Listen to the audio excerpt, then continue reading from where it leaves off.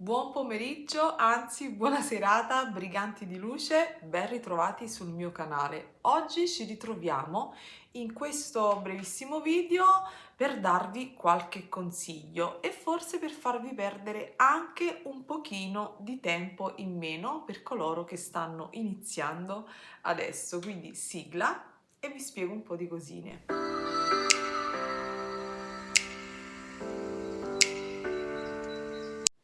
Cosa vi spiego oggi? Oggi vi spiegherò 5 errori da evitare quando si inizia a creare bijou, gioielli tessili con l'uncinetto. Lo so, molte di voi penseranno che ho cominciato da poco a realizzare bijou all'uncinetto. In realtà, come vedete, indossati, ho degli orecchini realizzati all'uncinetto una decina di anni fa.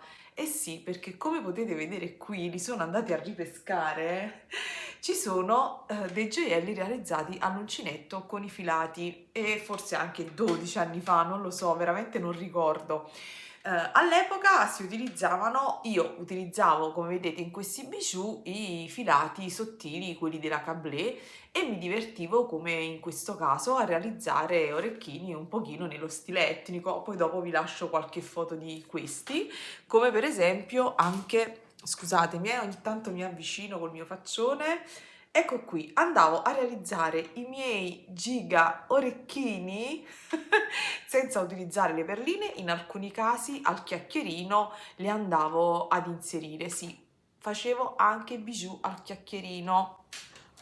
Quindi diciamo che le tecniche con i fili, ecco qui, poi si inamidavano, c'era tutto un processo dietro per realizzare questi orecchini. Questo per esempio, ecco qui, sono due modulini uniti insieme, li sono andati a ripescare nel cassetto.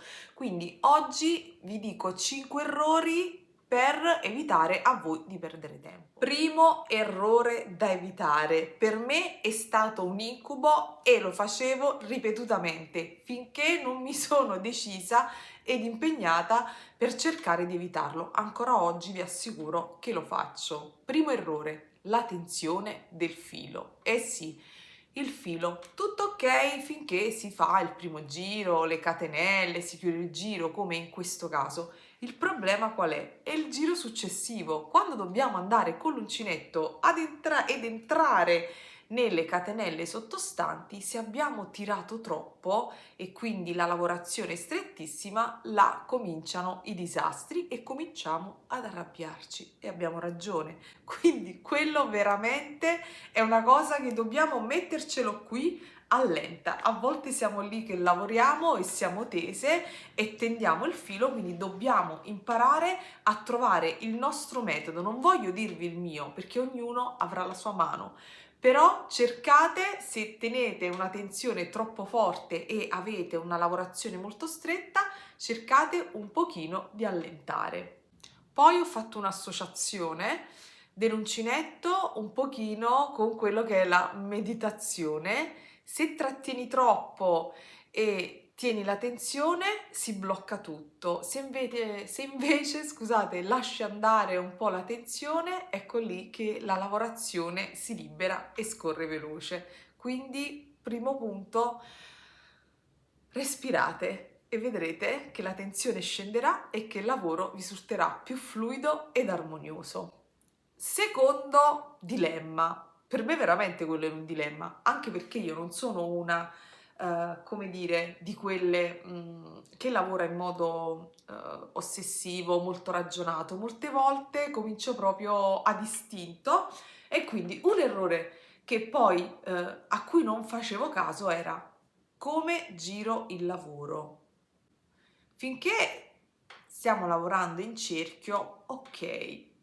Invece, quando si lavorava in andata e ritorno, io puntualmente cominciavo e lo facevo in automatico, però poi quando andavo a vedere il lavoro vedevo qualcosa che non funzionava e poi mi rendevo conto che in realtà io su quel passaggio lì non ci avevo ragionato. Come si gira il lavoro? Non c'è nulla di più semplice da spiegare. Per fortuna dovete girare il vostro lavoro come se stesse girando una pagina di un libro, quindi da destra verso sinistra. Ovviamente voi adesso vedete il video rovesciato, però se utilizzate la mano destra, quando girate una pagina di un libro fate questo movimento e farete lo stesso movimento con la vostra lavorazione. Quindi questa è un'altra cosa da tenere bene a mente. Ed anche in questo caso facciamo un'associazione con il respiro, perché l'uncinetto, ragazze, è meditativo. Quindi ispiriamo, liberiamo e giriamo sempre il nostro lavoro alla stessa maniera, con calma e dedizione. Terzo dilemma, che forse sembrerà banale, ma in realtà non lo è. Come tenere in mano l'uncinetto. Ogni persona naturalmente ha un suo metodo di tenere l'impugnatura e anche di come posizionare il filo sulle mani. Però mi raccomando, il modo più sbagliato è tenerlo come se fosse un pugnale. Quindi state calme e trovate il vostro metodo. C'è chi lo tiene tra le mani come se fosse una penna, quindi in questo modo, e c'è chi invece lo tiene in questo modo utilizzando poi l'indice per direzionare. Io sinceramente non vi so spiegare, forse il mio metodo è questo, non ci sto ragionando troppo, ma l'importante è che ognuno trovi la sua impugnatura per ottenere alla fine un lavoro fluido e non rigido. Stessa cosa per il filo tra le mani, dovete semplicemente bloccarlo tra le dita, poi vi metterò una foto così da tenere una giusta tensione e non far venire il lavoro rigido, perché vi dovete rilassare con le spalle, ragazze, e stare serene quando create, soprattutto poi con l'uncinetto, ma in generale con i lavori manuali anche di soutache, di cucito e quant'altro. Quindi non stiamo così, ma stiamo rilassate e trovate la vostra impugnatura e la vostra tensione, e poi naturalmente dovete cercare di lavorare in modo regolare, ma quello si acquisisce soltanto con il tempo. Neanche io ho sempre la stessa mano, vi assicuro che se lavoro due pezzi identici in due momenti diversi può capitare che uno sia più rigido e l'altro invece che sia un po' più fluido. Dipende molto dallo stato d'animo. Quindi in conclusione non esiste un modo giusto e un modo sbagliato. Io non posso dirvi di tenerlo al coltello oppure di tenerlo come se fosse una matita. L'importante è che trovate il vostro metodo e che la mano non vi faccia male. In realtà poi ci sono altre due cose che erano il mio incubo, ma ci saranno tantissimi altri problemi con l'uncinetto. Questi sono solo 5. Il 4 e 5 sono collegati tra loro.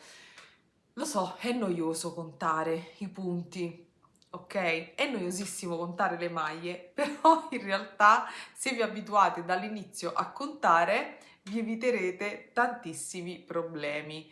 Perché finché lavorate dei punti belli, pieni, corposi, se alla fine ci sarà, per esempio in questi moduli, un punto in più, una maglia alta in più o una maglia alta in meno, qui non si vedrà tanto. Se però è una lavorazione più laboriosa con dei vuoti, alla fine il risultato, credetemi, cambia.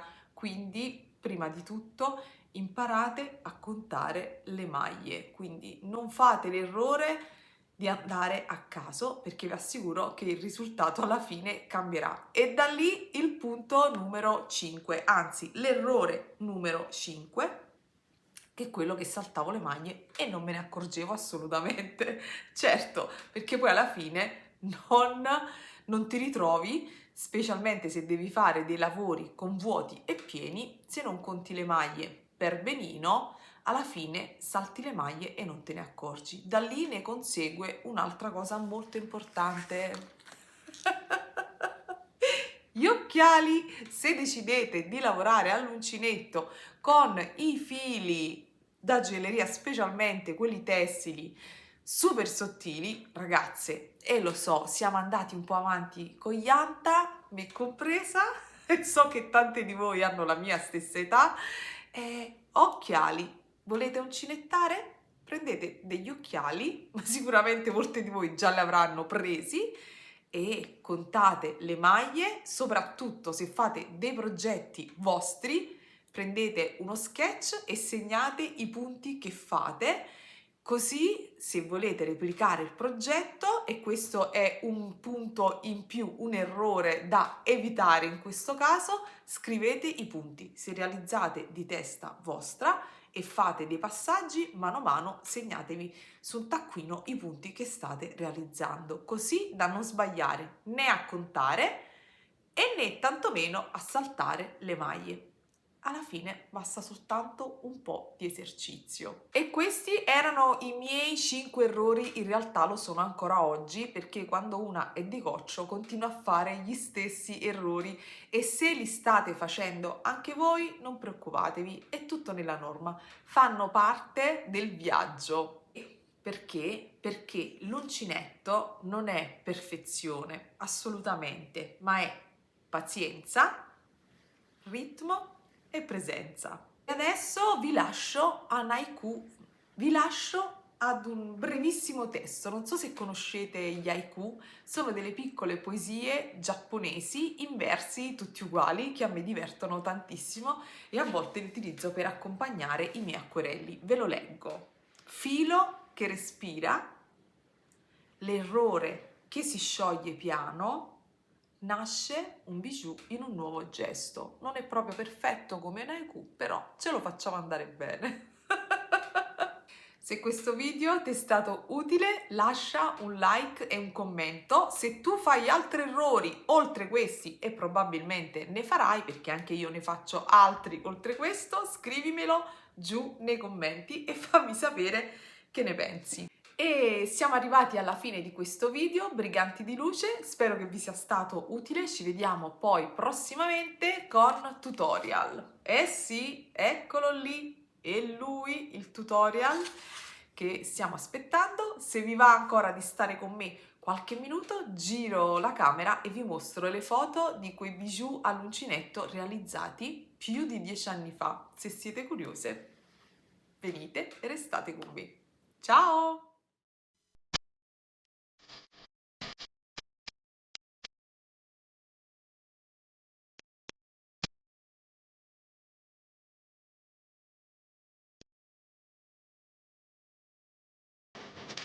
Ciao, alla prossima!